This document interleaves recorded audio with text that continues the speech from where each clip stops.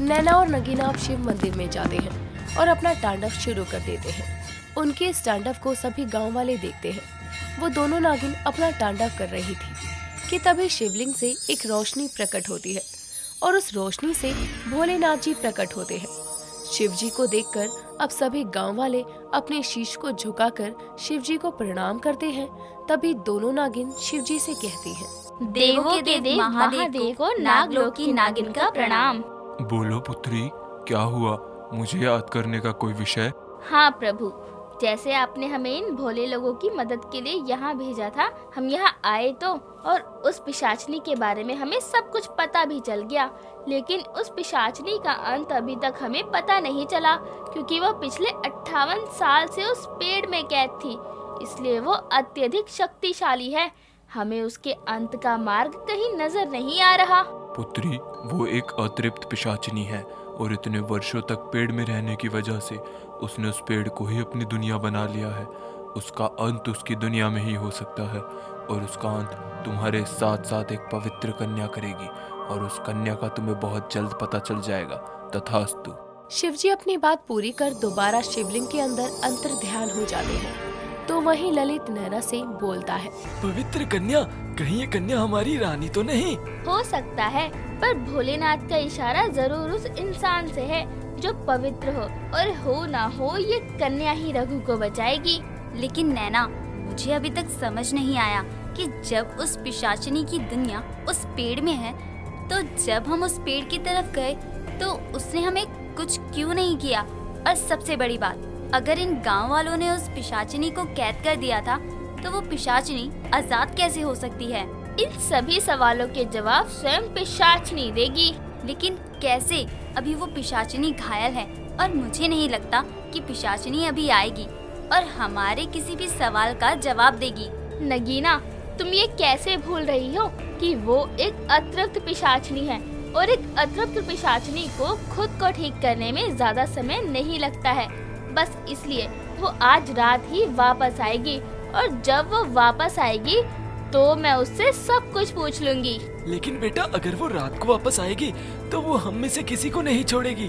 नहीं बाबा, मैं ऐसा नहीं होने दूंगी। वो यहाँ आएगी, लेकिन अपना सच बताने के लिए, क्योंकि वो यहाँ के किसी भी इंसान को कुछ नहीं कर पाएगी। पर वो कैसे बेटा? उसकी बातें सुनकर नैना अपनी आंखें बंद करती है और अपनी मुट्ठी पर एक फूंक मारती है, और जैसे ही नैना अब अपनी आंखें खोलती है तो उसकी मुट्ठी में बहुत सारी रुद्राक्ष की मालाएं थी। नैना उन मालाओं को सभी गांव वालों के हाथ में देती है। आप सभी इस माला को अपने गले में रखना, चाहे कुछ भी हो जाए, पर इस माला को तब तक मत उतारना जब तक उस पिशाचनी का अंत ना हो जाए। पर बेटा, हमारी रानी की माला कहाँ है? बाबा, अगर रानी वो पवित्र कन्या है जो मेरे साथ उस पिशाचनी का अंत करेगी, तो रानी का वो पिशाचनी कुछ नहीं बिगाड़ सकती। पर बेटा, पहले भी तो इस पर हमला हो चुका है ना? हाँ बाबा, मैं जानती हूँ, पर याद कीजिए, पहले भी उस पिशाचनी ने इस पर हमला किया, लेकिन उसको छुआ नहीं था, और अगर इस पर कोई खतरा हुआ तो मैं इसको भी एक रुद्राक्ष की माला दे दूंगी। इसलिए अब आप सभी बेफिक्र होकर अपने अपने घरों में चले जाइए। नैना नागिन की बात सुनकर अब सभी गांव वाले अपने अपने घरों में चले जाते हैं और सुकून की सांस लेते हैं। नैना और नगीना भी ललित के साथ ललित के घर में चली जाती हैं। रात के 12 बज गए थे। एक बार फिर से तेज हवाएं चलती है। हवाओं का बदलता हुआ रुख देखकर नैना और नगीना को पता चल जाता है कि पिशाचनी वापस आ गई है। नैना और नगीना अब बाहर जाने लगती है। तभी ललित उनसे कहता है, बेटा, कहाँ जा रहे हो तुम दोनों? बाबा, हमें बाहर जाना होगा क्योंकि वो पिशाचिनी आ रही है, और जब तक वो यहाँ नहीं आएगी तब तक हम उसे अपना जवाब नहीं ले पाएंगे। इतना बोलकर नैना और नगीना घर के बाहर चली जाती है। नैना और नगीना के पीछे रानी और ललित भी जाते हैं। अब जैसे ही वो दोनों नागिन घर के बाहर आती है, वैसे ही पिशाचनी उनके सामने आती है और उनसे कहती है, तुम्हें क्या लगा कि मैं वापस नहीं आऊंगी? मैं एक पिशाचनी हूँ, पिशाचनी। मुझे खुद को ठीक करने में ज्यादा समय नहीं लगता, और जैसा मैंने कहा था कि जब मैं वापस आऊंगी तो मैं इस गांव में मौत का खेल शुरू करूंगी। अब तुम दोनों नागिन अपनी आंखों के सामने इन गांव वालों की मौत देखोगी, मौत।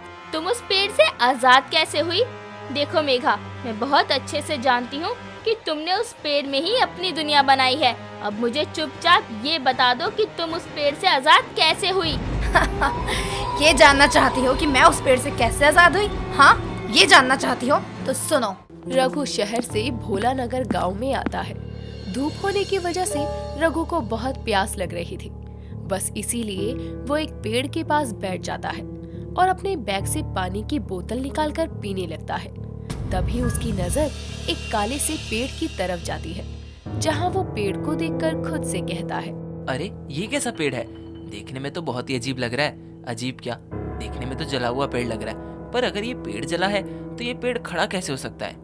खैर जो भी है, इस पेड़ की एक फोटो लेना तो बनता है। इसकी फोटो मैं रीना को दिखाऊंगा। रघु अब उस पेड़ के पास जाता है और उस पेड़ के पास खड़े होकर कई सारी सेल्फीज लेता है। सेल्फीज लेते हुए रघु का पैर एक लाल धागे में फंस जाता है और उसके पैर से वो धागा टूट जाता है। उस धागे के टूटते ही वहाँ का मौसम काफी खराब हो जाता है। ये देखकर रघु खुद से कहता है, ओह गॉड, अब ये मौसम क्यों खराब हो गया और धागा कहाँ से मेरे पैरों के नीचे आ गया? खैर जो भी है, वैसे मेरी फोटो काफी अच्छी आई है।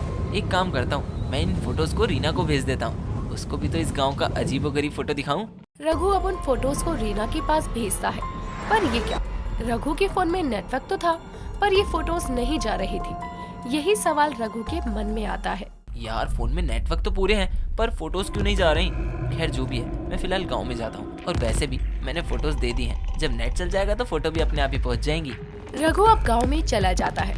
अब जैसे ही रघु गांव में आता है वैसे ही मौसम बिल्कुल ठीक हो जाता है और ये देखकर रघु खुद से कहता है, अरे ये क्या, अभी अचानक ही मौसम ठीक हो गया और इस गांव के मौसम को देखकर लगता है कि ये गांव कश्मीर से कम नहीं है। तभी तो इसका मौसम हर वक्त बदलता रहता है। खैर जो भी है, मैं गांव में जाकर इनसे किसी होटल के बारे में पूछता हूँ। जहाँ रघु गांव में जाता है तो वहीं दूसरी तरफ उस काले पेड़ से काला धुआं निकलने लगता है और उस काले धुएं में से एक खुले बालों वाली औरत निकलती है जिसकी लाल आंखें थी।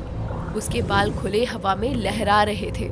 उसका चेहरा पूरी तरह से बदल जाता है। उस धुएं में से निकलकर वो औरत हंसते हुए कहती है, आखिरकार मैं आजाद हो गई। अब मैं इन गांव वालों के साथ मौत का खेल खेलूंगी। गांव वालों, आ रही हूँ मैं। रघु इस गांव में आया जरूर, पर मुझे आजाद करवाकर।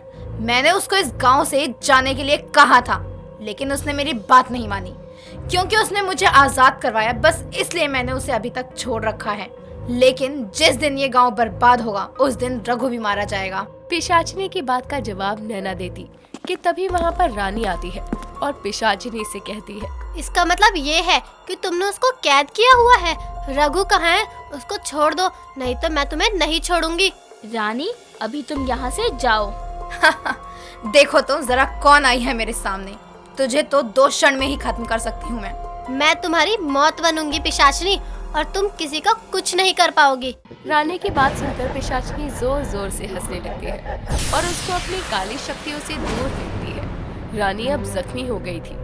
ये देखकर नैना और नगीना को समझ आता है कि रानी वो पवित्र कन्या नहीं है जिसका जिक्र शिवजी ने किया था, और बस इसीलिए नैना जल्दी से उसको रुद्राक्ष की माला देती है और पहनने को कहती है। तो वही पिशाचनी रानी से कहती है, देख ली तुमने मेरी शक्तियाँ? बड़ी आई मेरा अंत करने वाली। और तुम दोनों कान खोल कर सुन लो नागिन, तुम दोनों इस गांव को मुझसे ज्यादा देर नहीं बचा पाओगी। पर रघु कहाँ है? मेरे कब्जे में, और मैं उसको नहीं छोड़ूंगी। नैना और नगीना पिशाचनी से कुछ पूछते उससे पहले ही पिशाचनी वहाँ से गायब हो जाती है। पर सवाल ये उठता है कि अगर वो पवित्र कन्या रानी नहीं है तो वो पवित्र कन्या आखिर कौन है?